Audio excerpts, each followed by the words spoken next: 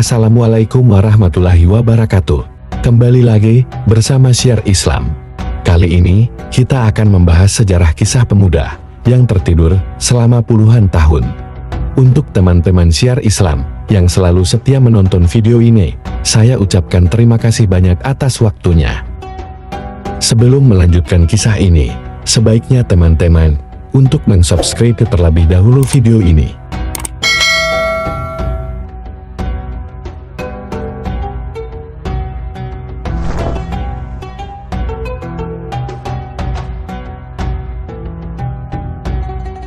Sangat banyak kisah dari umat terdahulu yang difirmankan Allah di dalam kitabnya yang mulia, Al-Quranul Karim, yang secara nyata menunjukkan betapa besar faedahnya untuk menuntun umat manusia kepada hidayah, karena paparan kisah termasuk media pembelajaran yang penting. Apalagi, biasanya seseorang mempunyai kecenderungan lebih mudah untuk meresapi pesan-pesan moral dari sebuah cerita yang sahih. Ashabul Kahfi, para pemuda yang teguh mempertahankan keimanan. Dalam surat Al-Kahfi, Allah Azza wa Jalla menyampaikan salah satu kisah kehidupan masa lalu, yakni yang dikenal dengan Ashabul Kahfi, yaitu para pemuda penghuni goa yang dikisahkan secara global. Dalam sebuah keterangan disebutkan bahwa mereka memeluk agama Nabi Isa bin Maryam. Akan tetapi, Al-Hafiz Ibnu Katsir rahimahullah merajihkan bahwa pemuda-pemuda itu hidup sebelum perkembangan milah Nasraniyah. Seandainya mereka memeluk agama Nasrani, tentu para pendeta Yahudi tidak memiliki data tentang mereka. Sedangkan peristiwa Ashabul Kahfi merupakan tema yang dikemukakan oleh Yahudi kepada kaum Quraisy untuk menguji kebenaran kenabian Rasulullah Muhammad Sallallahu Alaihi Wasallam. Selain pertanyaan tentang Zulkarnain dan Ros, ini menunjukkan bahwa peristiwa tersebut sudah terbukukan dalam kitab-kitab ahli kitab dan terjadi sebelum kemunculan agama Nasrani. Wallahu alam. Al-Kahfi artinya sebuah gua di gunung dan menjadi tempat pelarian para pemuda tersebut. Allah berfirman, "Ingatlah tatkala pemuda-pemuda itu mencari tempat berlindung ke dalam gua, lalu mereka berdoa, 'Wahai Rabb kami, berikanlah rahmat kepada kami dari sisimu, dan sempurnakanlah bagi kami petunjuk yang lurus dalam urusan kami ini.'" Quran Surat Al-Kahfi, ayat 10.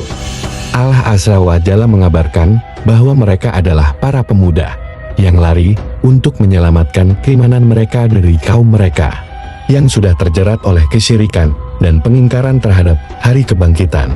Supaya fitnah itu tidak menimpa mereka, mereka mengungsi ke sebuah gua yang berada di gunung. Ketika memasuki gua tersebut, mereka berdoa kepada Allah, memohon rahmat dan belas kasih-Nya. Dikatakan oleh Syekh Shinqiti rahimahullah, bahwa permohonan mereka tersebut merupakan doa yang agung dan mencakup seluruh kebaikan.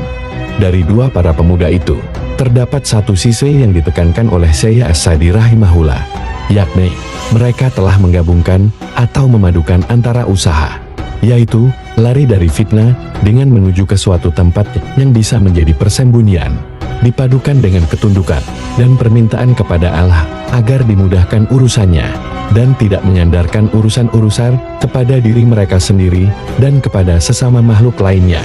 Tentang jadi diri para pemuda tersebut, Allah Azza wa Jalla berfirman, "Sesungguhnya mereka adalah pemuda-pemuda yang beriman kepada Rabb mereka, dan kami tambah pula untuk mereka petunjuk." Quran Surat Al-Kahfi, ayat 13.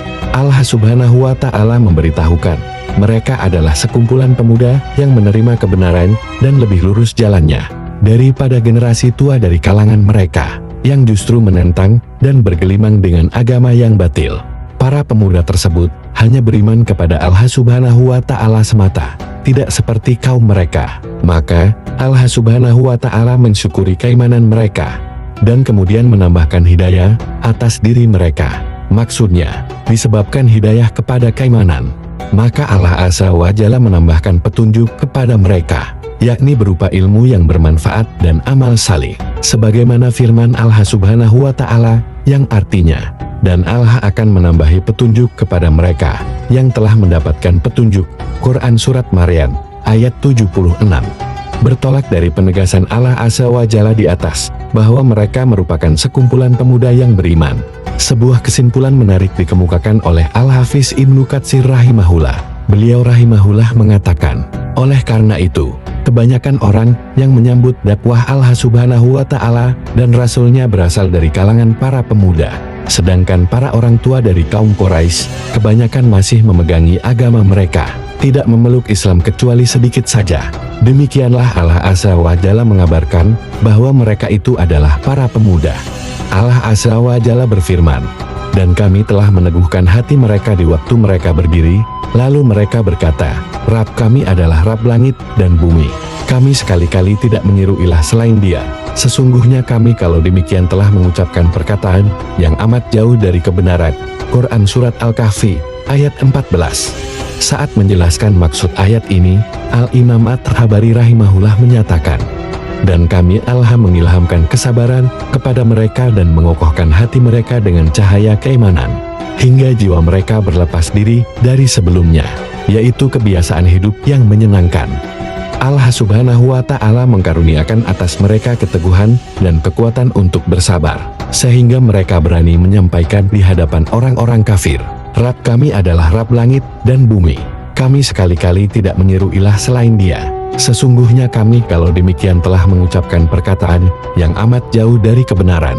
Kemantapan dan keteguhan hati bagi mereka sangat dibutuhkan, karena seluruh penduduk memusuhi mereka, sedangkan usia mereka pada waktu itu masih muda, yang bisa saja dipengaruhi oleh orang tua. Akan tetapi Allah Azza wa Jalla telah meneguhkan hati mereka. Demikian menurut tinjauan Syekh Al-Utsaimin rahimahullah.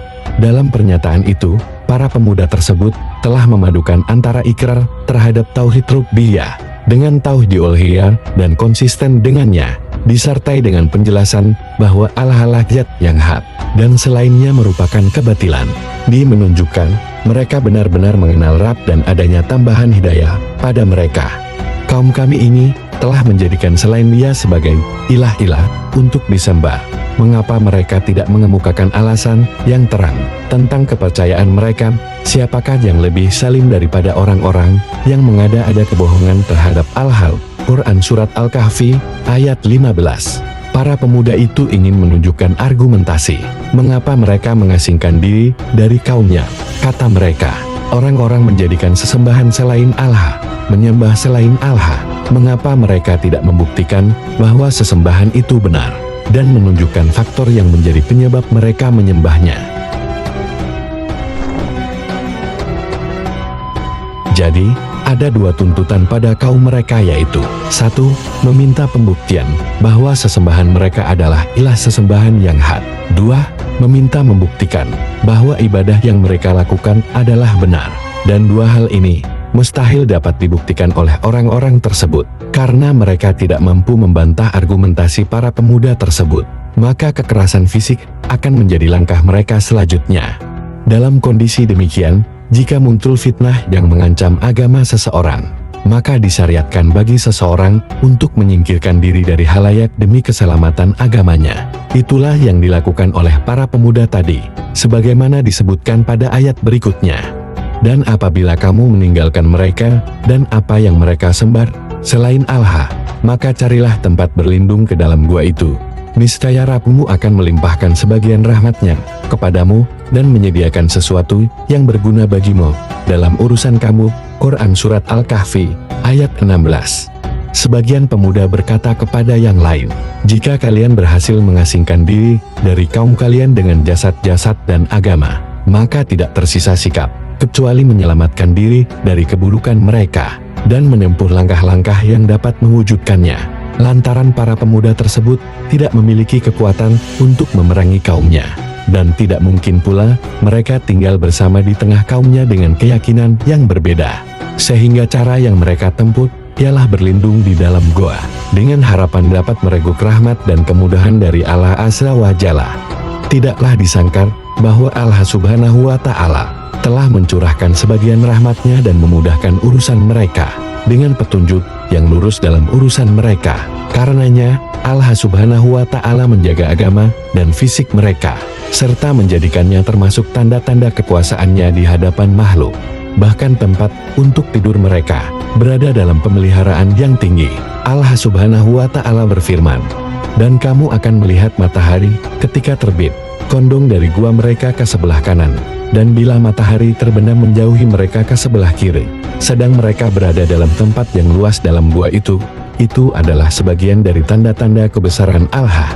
Barang siapa yang diberi petunjuk oleh Allah, maka dialah yang mendapat petunjuk, dan barang siapa yang disesatkannya, maka kamu tidak akan mendapat seorang pemimpin pun yang dapat memberi petunjuk kepadanya. Quran Surat Al-Kahfi, ayat 17. Mereka berada dalam tempat yang luas dari gua itu. Keadaan demikian, supaya hawa dan arus udara mengenai mereka, dan kandungan udara yang buruk dapat keluar. Peristiwa tersebut termasuk tanda kebesaran Allah Azza wa Jalla. Para pemuda tersebut mendapat bimbingan Allah Azza wa Jalla untuk menuju gua tersebut, dan Allah menjadikan mereka tetap hidup. Sinar matahari dan angin mengenai mereka, sehingga fisik mereka tetap terjaga. Di akhir ayat ini, Allah Subhanahu wa Ta'ala menyampaikan bahwa dialah yang memberi petunjuk kepada para pemuda itu menuju hidayah di tengah kaum mereka. Siapa saja yang dianugerahi hidayah, sungguh ia telah meraih petunjuk, dan barang siapa disesatkan, maka tidak ada seorang pun yang sanggup meluruskannya. Dalam kisah ini, tersirat sebuah peringatan bahwa kita tidak boleh meminta hidayah kecuali hanya kepada Allah. Begitu pula kita tidak perlu bimbang saat melihat ada orang yang tersesat, karena kesesatan seseorang itu berada di tangan Allah Azza wa Jalla. Kita mengimani takdir, tidak murka lantaran melihat kesesatan yang terjadi dari Allah Azza wa Jalla. Kewajiban kita mengarahkan mereka yang telah sesat, dan kamu mengira mereka itu bangun padahal mereka tidur, dan kami balik-balikkan mereka ke kanan dan ke kiri. Sedang anjing mereka mengunjurkan kedua lengannya di muka pintu gua, dan jika kamu menyaksikan mereka, tentulah kamu akan berpaling dari mereka dengan melarikan diri. Dan tentulah hati kamu akan dipenuhi dengan ketakutan terhadap mereka. Quran Surat Al-Kahfi, ayat 18. Syekh Abdul Rahman As-Sa'di rahimahullah mengutip keterangan para ulama tafsir. Beliau rahimahullah mengatakan, hal itu karena mata mereka tetap terbuka supaya tidak rusak, sehingga orang yang melihat menyangka mereka terjaga padahal sedang tidur. Ini juga merupakan pemeliharaan Allah terhadap tubuh-tubuh mereka, karena umumnya gesekan bumi mampu menggerogoti tubuh yang bersentuhan dengannya. Di antara ketentuan Allah Subhanahu wa Ta'ala, Dia membolak-balikan tubuh mereka ke kanan dan ke kiri, sehingga tidak menyebabkan bumi merusak tubuh mereka. Meskipun Allah Maha Kuasa menjaga tubuh mereka tanpa perlu membolak-balikannya, akan tetapi Allah Maha Bijaksana. Dia ingin memberlakukan sunnahnya di alam semesta, dan mengaitkan faktor-faktor sebab dan akibat. Anjing yang menyertai Ashabul Kahfi pun tertidur seperti mereka pada waktu berjaga-jaga. Anjing tersebut mengunjurkan kedua lengannya di muka pintu gua. Adapun penjagaan mereka dari kalangan manusia, Allah Subhanahu wa Ta'ala mengabarkan bahwa mereka dijaga dengan perasaan takut yang Allah Subhanahu wa Ta'ala tebarkan. Seandainya ada orang melihat mereka, niscaya hatinya akan syarat dengan rasa takut dan lari tunggang langgang. Inilah faktor yang menyebabkan mereka bisa tinggal lama, dan tidak ada seorang pun yang berhasil melacak mereka, padahal keberadaannya dari kota tersebut sangat dekat sekali. Dalil yang menunjukkan dekatnya tempat mereka, yaitu tatkala mereka terbangun, dan salah seorang mengutus temannya agar membeli makanan di kota, sedangkan yang lain menunggu kedatangannya. Ini menunjukkan betapa dekat gua yang mereka tempati dari kota. Berapa lama mereka tinggal di gua? Ketika Allah Azza wa Jalla membangunkan mereka dari tidur lelap, mereka saling bertanya dan berselisih tentang sudah berapa lamakah mereka tertidur dalam gua tersebut. Mereka mengira bahwa mereka baru menghabiskan sehari atau setengah hari saja, karena Allah membangunkan Ashabul Kahfi dari tidur panjang mereka dalam keadaan fisik, rambut, dan kulit yang sehat seperti kondisi semula, tanpa mengalami perubahan sedikit pun. Agar menyamar dan merahasiakan perkara mereka, Allah Subhanahu wa Ta'ala berkehendak terhadap satu kejadian yang berisi kemaslahatan bagi orang-orang dan tambahan pahala bagi para pemuda itu, yaitu ketika orang-orang menyaksikan salah satu tanda kebesaran Allah pada mereka Ashabul Kahfi dengan mata mereka sendiri, sehingga mereka pun menyadari bahwasanya janji Allah Subhanahu wa Ta'ala benar-benar ada, tidak ada keraguan padanya, juga tidak ada lagi kemustahilan. Setelah dahulu berselisih tentang urusan para pemuda itu, sebagian mengakui datangnya janji Allah Subhanahu wa Ta'ala dan hari pembalasan, sebagian lain meniadakannya, Kemudian Allah Subhanahu wa Ta'ala menjadikan kisah Ashabul Kahfi sebagai tambahan ilmu dan keyakinan bagi kaum mukminin dan hujah penggugat bagi orang-orang yang menentang. Jadilah pahala dalam perkara ini untuk mereka. Selanjutnya, orang-orang yang berkuasa ingin mendirikan bangunan di atas makam mereka. Kata Abul Faraj Ibnul Jauzi rahimahullah, kalangan ulama tafsir mengatakan, yang dimaksud orang-orang yang memegang kendali urusan para pemuda itu ialah raja dan bawahan-bawahannya yang mukmin. Mereka ini berniat untuk membangun tempat peribadahan di tempat makam para pemuda itu. Bangunan tersebut difungsikan untuk beribadah kepada Allah Subhanahu wa Ta'ala di dalamnya dan mengingat-ingat para pemuda tersebut serta peristiwa yang terjadi pada mereka. Jadi, bukan dari kalangan kaum kufar seperti diungkapkan sebagian orang, karena membangun masjid termasuk sifat kaum mukminin. Namun perlu diperhatikan bahwa perbuatan tersebut tidak lantas bisa dijadikan landasan untuk melegalkan pembangunan masjid di sekitar kuburan, seperti terjadi di sebagian negeri kaum muslimin, karena Nabi Muhammad SAW telah melarangnya dan mencela para pelakunya. Pelajaran dari kisah ini, orang yang menyelamatkan agamanya dari fitnah, niscaya Allah Subhanahu wa Ta'ala akan menyelamatkannya. Seseorang yang bersungguh-sungguh mencari keselamatan, niscaya Allah Subhanahu wa Ta'ala akan menyelamatkannya. Seorang yang berlindung kepada Allah Subhanahu wa Ta'ala, niscaya Allah akan melindunginya dan menjadikannya sebagai sumber hidayat bagi orang lain. Barang siapa menuai kehinaan di jalan Allah Subhanahu wa Ta'ala dan dalam mencari keridhaannya, niscaya kesudahan bagi urusannya adalah kemuliaan yang agung dari arah yang tidak dia sangka.